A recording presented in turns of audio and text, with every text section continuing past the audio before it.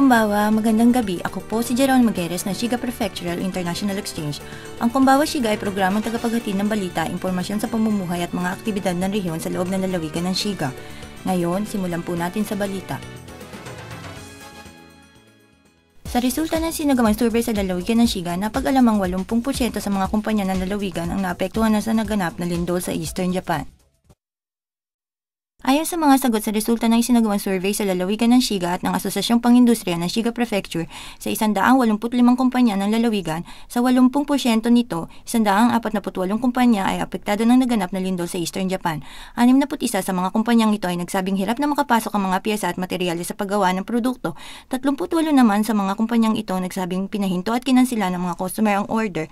Maliban dito, 20 kumpanya ang nagsabing dumami ang trabaho sa sentro ng negosyo kaugnay sa pabahay. At para sa katanungan, sa inyong palagay, kailan babalik ang dating katayuan bago nagkaroon ng lindol? Humigit sa 70% ng 108 kumpanya ay hindi masiguro ang naging kasagutan.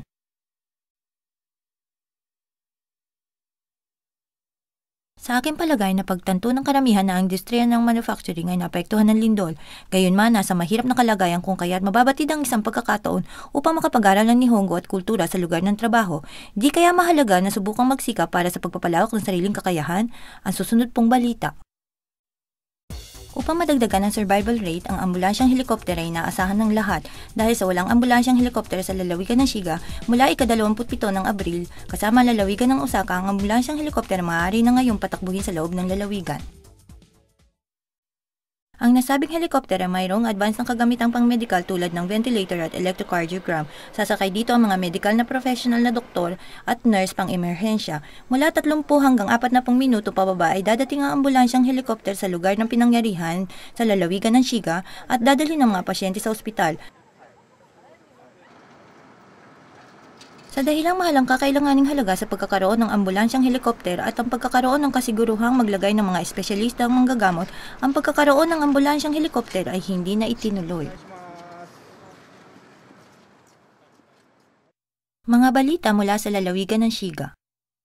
Ang Asosasyong Pang-International sa lalawigan ng Shiga ay magkakaloob ng scholarship para sa mga dayuhang mag-aral at naninirahan sa lalawigan ng Shiga.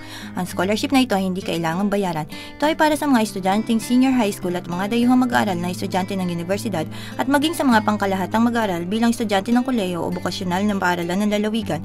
Ang halagang ipagkakaloob ay 5,000 yen para sa mga senior high school at 20,000 yen para sa mga dayuhang mag-aral, kolehiyo at pangbokasyonal na estudyante. Mangyari lamang na mag-apply sa kani-kaniyang paaralan. Sa ika-9 ng Mayo, magpapadala ng abiso para sa buwis ng sasakyan. Siguraduhin lamang na mabayaran ito hanggang sa katapusan ng Mayo. Maliban sa mga pampinansyal na institusyon, opisina ng pambansang buwis, maaari ding magbayad sa convenience stores tulad ng Circle K, Sam's, 7-Eleven, Family Mart at Lawson. Ang nakalakip na sertipiko ng buwis sa abiso ay kakailanganin sa mga pamamaraan tulad ng panapanahong inspeksyon, kaya panatilihin itong nakalakip kasama ang sertipiko ng inspeksyon ng sasakyan. Gayon din para sa mga lumipat ng tirahan, huwag kaligtaang isagawa ang pamamaraan para sa pagpapalit ng address. Sa susunod na linggo, sa kabila ng kaibahan ng bansa at wika, amin pong ipapakita ang kasayahan ng lahat sa capoeira. Hanggang sa susunod na linggo, sayonara, paalam!